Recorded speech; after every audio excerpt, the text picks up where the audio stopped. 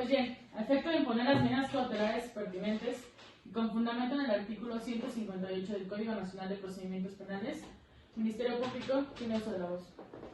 Sí, su señoría, esta representación social en continuación a lo establecido por el artículo 307 del Código Nacional de Procedimientos Penales, solicita la imposición de la medida cautelar consistente en la prisión preventiva justificada del C. José Maldonado Rivas por la comisión del hecho con apariencia de delito denominado homicidio calificado en contra de la víctima hoy occiso Juan Carlos Carmona, alias el Jefe, en atención a lo establecido por el artículo 153, 154, fracción segunda y 155, fracción 14 del Código Nacional de Procedimientos Penales. Esto en atención a las siguientes consideraciones. Se tiene como antecedente que a través del estudio de riesgos procesales emitido por la Unidad de Medidas Cautelares en su punto número 10, que el hoy vinculado a proceso cuenta con antecedentes penales, ya que fue sentenciado previamente por la comisión del delito en contra de la salud en su modalidad de narcomenudeo, situación que permite a esta representación social solicitar la medida cautelar antes referida en atención al establecido por el artículo 19 en su segundo párrafo con relación al 167, primer párrafo del Código Nacional de Procedimientos Penales.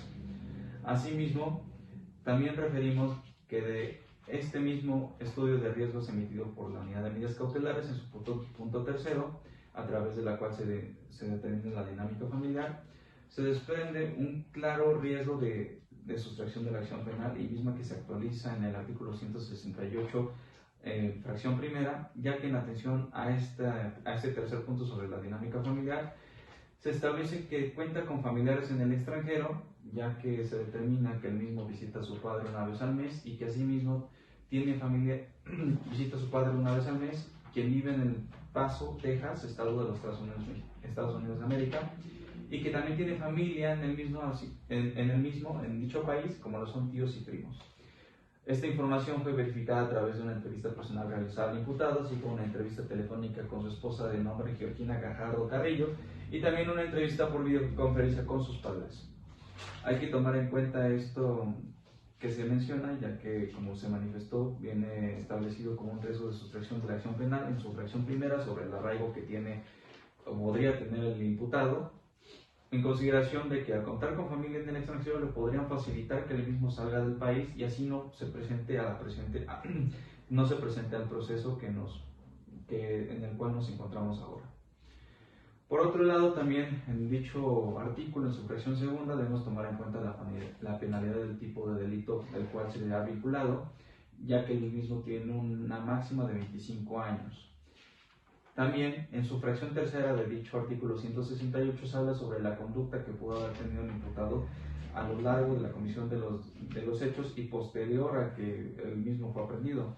Esto en consideración que del informe del policial emitido con fecha 12 de enero de 2022, realizado por el agente Carlos Neva Ramírez, el mismo refiere que al momento de inspeccionar el domicilio del imputado el día de los hechos, él logró observar cómo el mismo pretendía escapar por un costado de su casa y pues en atención a esto se puede comprender que él mismo, al ser consciente de que cometió un hecho delictuoso, necesitaba escapar para que no fuese presentado al proceso que el día de hoy, en el que el día de hoy nos encontramos. Por otro lado, también se debe destacar lo establecido por el artículo 170 sobre un riesgo para alguna de las víctimas, testigos o cualquier otra persona. Esto en atención que derivado de una de las entrevistas levantadas en la carpeta de investigación, realizado al testigo de nombre Pedro Bilbao Carrasco, también alias El Manzana, se entiende que el mismo se encontraba presente el día de los hechos y que asimismo se puede entender que el vinculado al proceso lo observó, sabe quién es y que hay que tomar en cuenta, el testigo manifiesta que él escuchó cómo le dijo al hoyo occiso que lo iba a matar, diciéndole: te dije que te iba a matar, hijo de puta, y que también observó de forma directa que le disparó a quemarropa al hoyo occiso. Situación que puede entenderse como una conducta violenta y misma que pudiese causarle algún tipo de daño a través de un riesgo para su integridad física o también para su vida. Situación que debe tomarse en cuenta. Es por estas consideraciones, su señoría, que se solicita la medida cautelar antes mencionada. Es cuanto. Gracias, Ministerio Público. Defensa tiene uso de la voz. Buenas tardes, señoría. Me opongo rotundamente a las manifestaciones hechas por parte de la gente del Ministerio Público. Eso en tenor de que el artículo 19 constitucional, párrafo segundo, faculta al Ministerio Público cuando otras medidas cautelares no sean suficientes para garantizar los fines de ellas. El artículo 167, si bien menciona otra vez que el agente del Ministerio Público se encuentra facultado para solicitarla, también se menciona que siempre y cuando la causa diversa no sea acumulable o conexa. En este caso, el agente del Ministerio Público nos mencionaba la existencia de un procedimiento previo. Pero aquí no tiene nada que ver con la litis, agente, en cuyo caso de que haya existido un hecho con apariencia de delito, se podrá llevar a cabo dicha investigación, pero realmente no tendrá por qué ser materia de este juicio.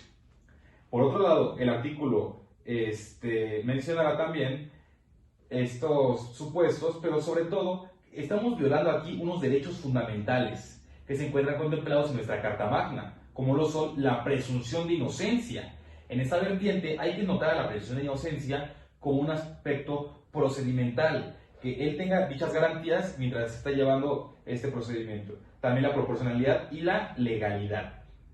De igual forma, me gustaría que la gente del Ministerio Público me motive la proporcionalidad, idoneidad y menor lesividad de dicha medida, ya que, como bien se menciona, en el 168, párrafo tercero, no se podrá únicamente tener en cuenta la existencia del procedimiento previo. Tendremos que ver también las circunstancias del hecho, del modo, de la persona y su contexto.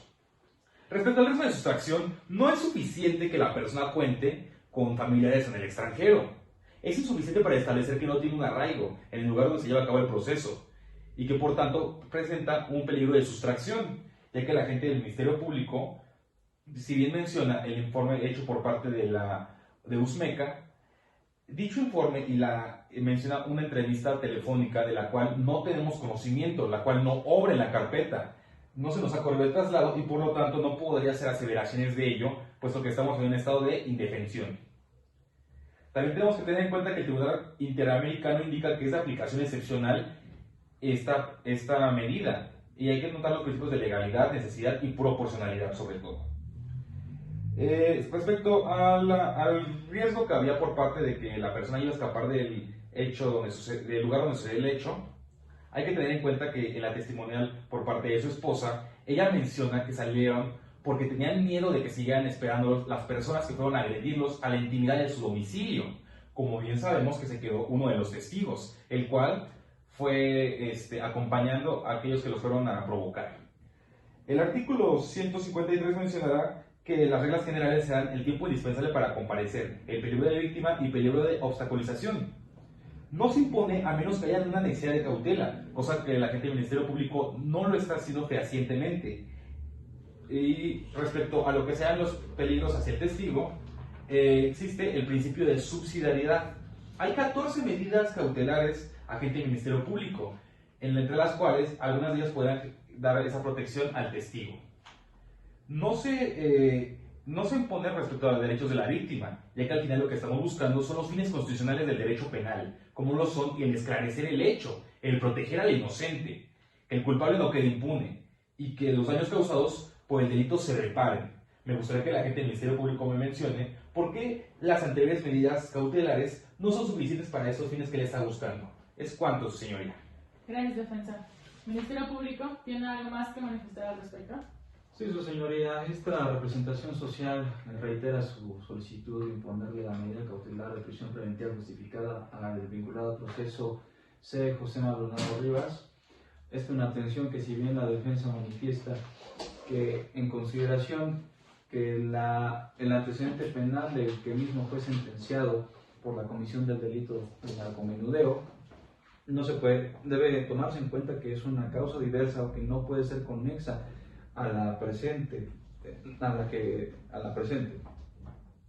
Esto mismo hay que tomar en cuenta que dicha solicitud se realiza en atención a que el texto constitucional en su artículo 19, segundo párrafo, faculta esta representación social para poder solicitarla, ya que es un supuesto que se establece para que la misma sea procedente y que asimismo, como lo mencioné anteriormente, vuelve a tomarse en cuenta en el artículo 167 en su primer párrafo del Código Nacional de Procedimientos Penales.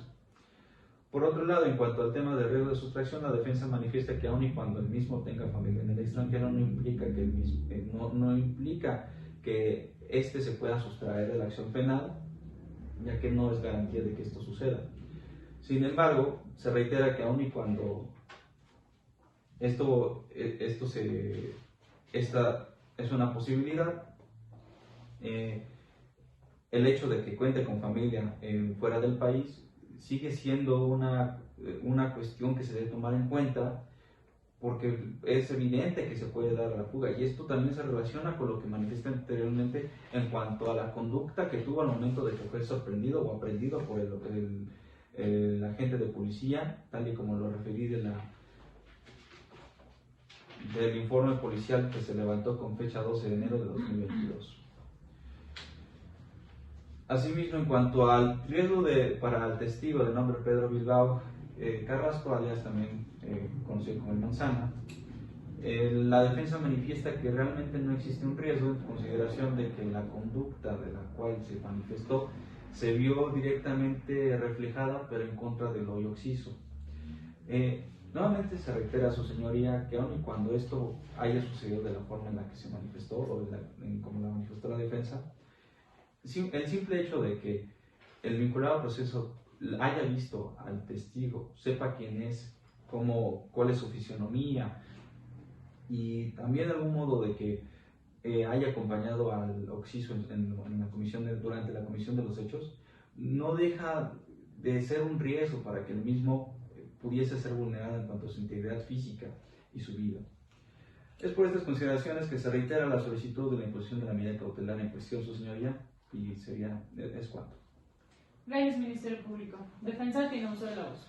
Respecto a la existencia de otro hecho diverso, hay que tener en cuenta que se menciona en el 167, párrafo tercero, que no da lugar por sí sola. Sin embargo, la gente del Ministerio Público está violando lo que sería el principio de presunción de inocencia por parte de mi representado, ya que él parte de la base de una discriminación. Él desde un primer momento está dando su premisa de que él está solicitando y no está dando otros elementos. Cabe destacar que en el 163, párrafo tercero, hablamos de la voluntad de someterse al procedimiento que será obligación para dictar estas medidas cautelares. Como veremos en el punto 7 del informe de Usmeca, no hay ningún riesgo realmente por escapar por parte del hoy imputado.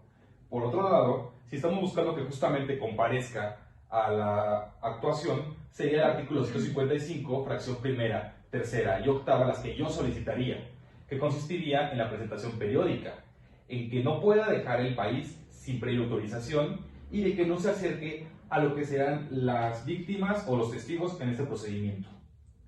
Por otro lado, el artículo 156, párrafo tercero, menciona que se podrá tomar en cuenta el informe de Usmeca, pero que no se debe únicamente ceñirse a él. Tenemos que tener en cuenta las demás consideraciones.